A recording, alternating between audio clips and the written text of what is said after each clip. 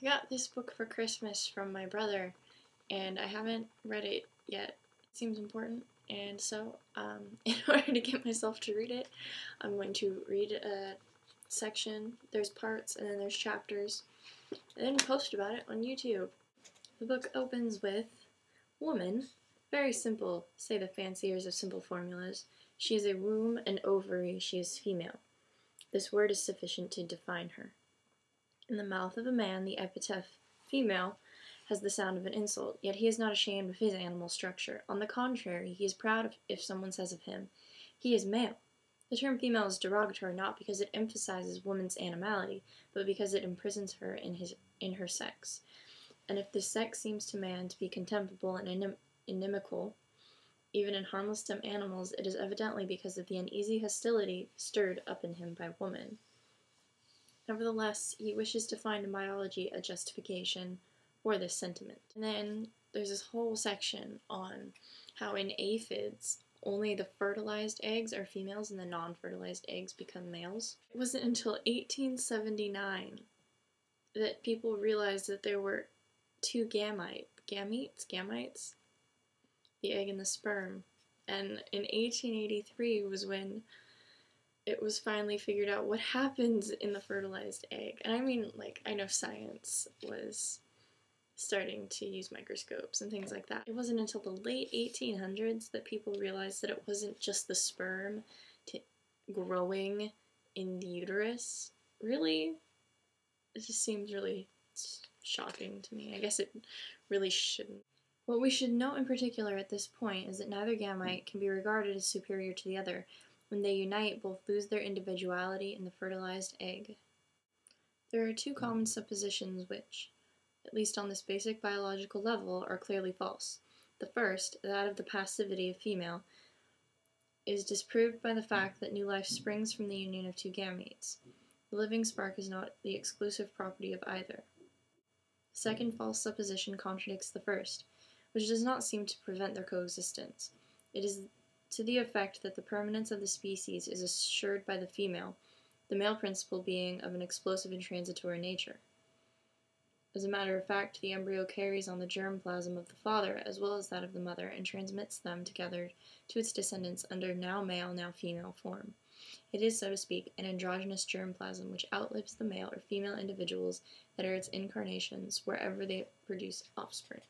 The sperm seeks out the egg, so the sperm is in the active role and the egg is in the passive role, just as female and male have become in society. I do have to point out that spermatozoon is probably my favorite new word. She's talking about crustaceans and how a lot of crustaceans form a type of unity within the sexes where the male kind of attaches to the female and they become just basically reproductive organs with no other purpose. Kind of the opposite of women saying, you know, I'm not just an incubator. Well, some crustaceans really are just incubators. I don't understand why any animal would live simply for the purpose of reproduction. I mean, that's a totally boring life. All these animals are doing are either dying or reproducing. It just seems so boring. I would probably rather let my species die out than have to do this all day. Most fish do not copulate, at most stimulating one another by contact. The mother discharges the eggs, the father the sperm. Their role is identical. There's no reason why the mother, any more than the father, should feel responsibility for the eggs. In some species, the eggs are abandoned by the parents and develop without assistance. Sometimes a nest is prepared by the mother, and sometimes she watches over the eggs after they have been fertilized, but very often it is the father who takes charge of them. Oh, sucks to be a fish. He drives away the female to prevent her from eating them. True copulation is unknown to frogs and toads. They practice emplexus, the male embracing the female and thus stimulating her to lay eggs. As the eggs are discharged, the sperm are deposited upon them. And in obstetrical toads, the male wraps the strings of eggs around his hind legs and protects them. Huh. Male and female pigeons secrete in the crop a milky fluid in which they both feed the fledglings. There's no production of sperm during the time devoted to the young. Even when she is willing or provocative, it is unquestionably the male who takes the female. She is taken. That's a good point.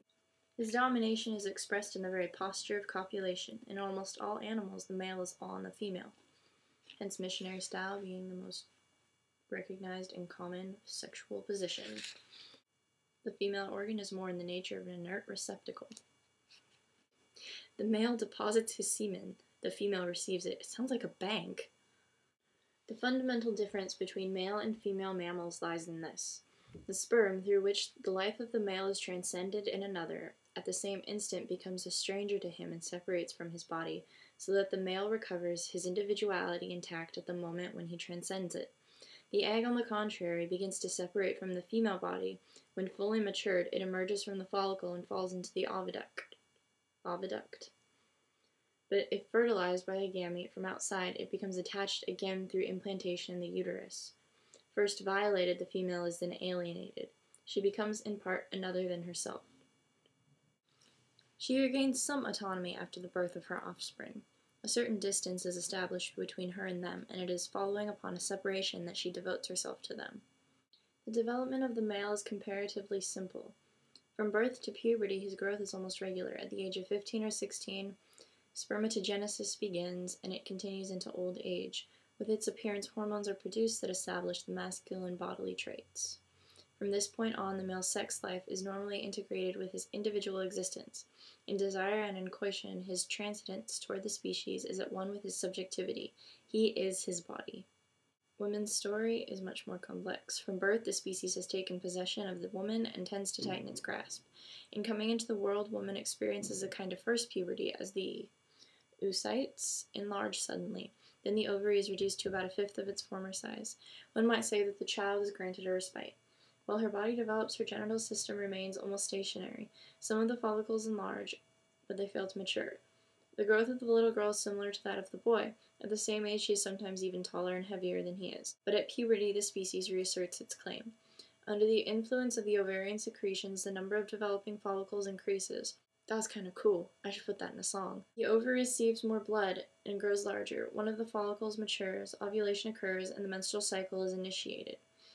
The genital system assumes its definitive size and form, the body takes on feminine contours, and the endocrine balance is established. Not without resistance does the body of woman permit the species to take over, and this struggle is weakening and dangerous. Anglo-Saxons call menstruation the curse. Curse is in quotes, and it looks absolutely ridiculous. Yeah. Gestation is a fatiguing task of no individual benefit to the woman, but on the contrary demanding heavy sacrifices.